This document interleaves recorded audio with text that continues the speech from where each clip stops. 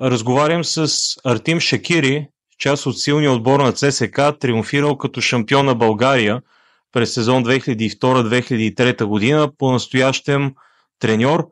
Господин Шакири, благодаря ви за отделеното време. Много се радвам да се чуем. Как сте? Мерси, и аз се радвам да се чуем. Да се върнем малко на стари спомени, така малко история.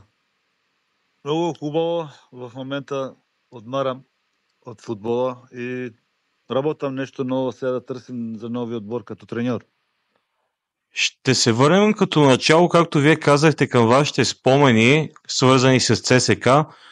Споменах вече, че вие бяхте част от шампионски отбор преди вече повече от 20 години, който записа 19 поредни мача без загуба. Записахте едва 2 загуби в рамките на целия сезон. Какво си спомняте ви от престоя си в ЦСКА, който за хубаво или лошо продължи само една година?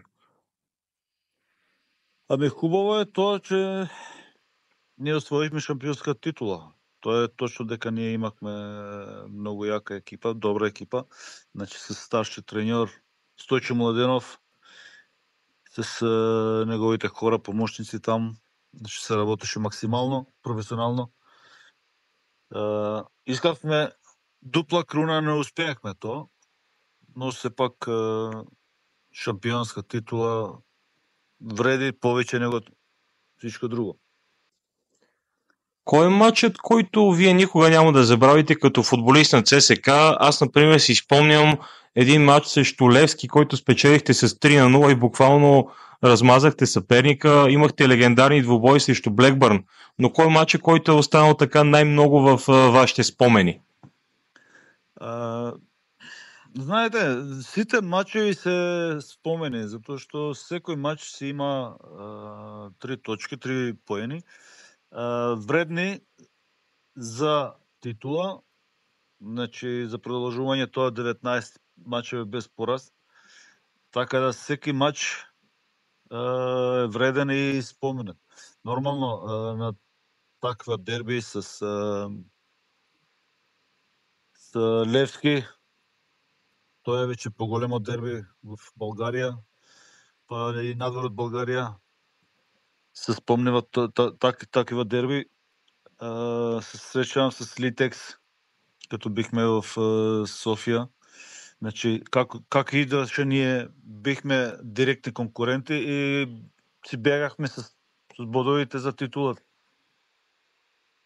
Но нормално е тоа, и Блекбурн да играхме, за жал не успяхме да ги миниме в УЕФА тази година. Имахме шанси, но все пак знаете как е тоа английски футбол, изкуство. Све се събира на едно место и за жал не успяхме тоа. Иначе можехме далеко да отидеме. Между другото, ако тези матчове се играеха по настоящите правила, когато голът на чужд терен не важи, има и 5 смени, един бог знае какво ще се случи, ако бяхте влезли в продължение. Ами, нормално ще беше съвсем друго, но знаете, футболът днес е доста сменет и се менува всека година нещо ново.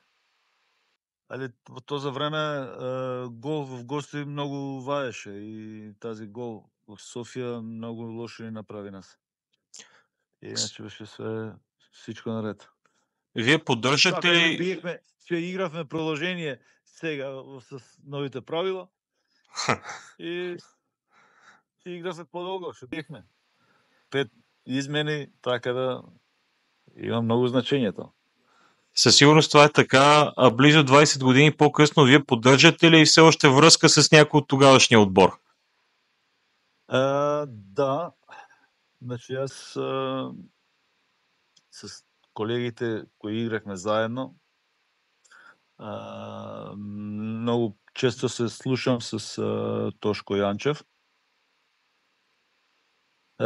С Тошко вече бехме много добри, пошто имахме и един заеднички приятел, значи вратар, който Тошко играеше с него в Турция. Така тук вече тази конекция беше много добра и приятелски, не само колеги, другари на матч, него и надвор от това. И нормално аз се чувам и с Стойчо Младенов, старши треньор това. Имам контакти с него. Хубаво е да се чуеш от време на време и да се върнем тази спомен, като било 2002-2003 шампиони. Така към настоящия момент, вече приключил с футбола като състезател, съжалявате ли, че не останахте малко повече в онзи отбор на ЦСКА, за да може после да играете и в квалификациите за Шампионската лига? Нормално е това, дека аз исках да останам там, в ЦСКА. Жал ми, що не останах, но като има таква понуда от английска премиер лига или чемпионшип, значи малко тежко се можеш да кажеш не на тази понуда. И ако англичаните искаха вече от януар месец да ме взема там, в Англия, но тук не пада договор между клубовите, а и ЦСКА искаше тази година да стане шампион. И отлучихме да останем до край на prvенство в България, в ЦСКА, да освоиме титула и след това да виждаме как натам. И така остана. А вие към настоящия момент следите ли какво се случва в българското първенство? Имате ли някакви впечатления?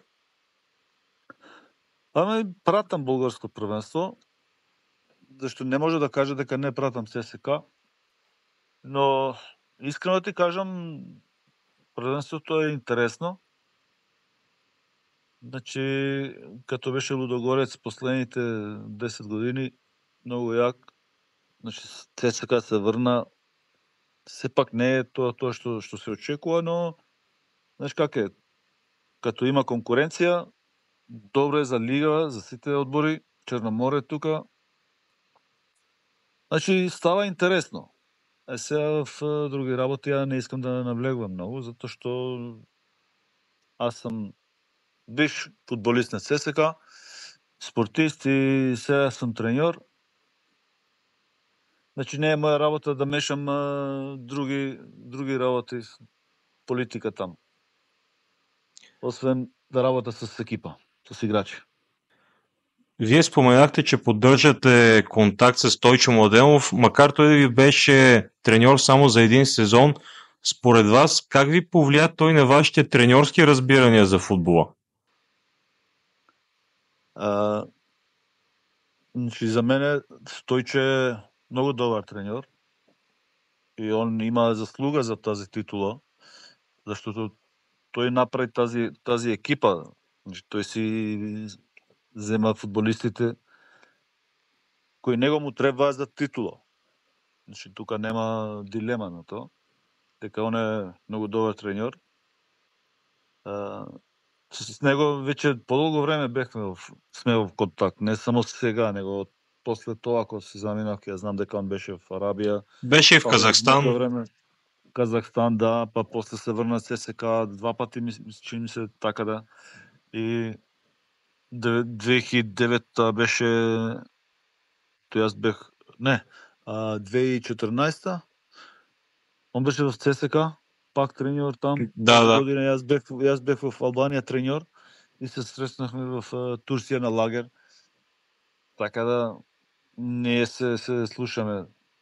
Преди 2 години така и с Мето Деянов и с него така се чу, защото той беше помощник на Стойчо Младенов в 2002-2003. Имам контакти с бивши там. Хубаво е това. Стари спомени да се върнем малко назад на история.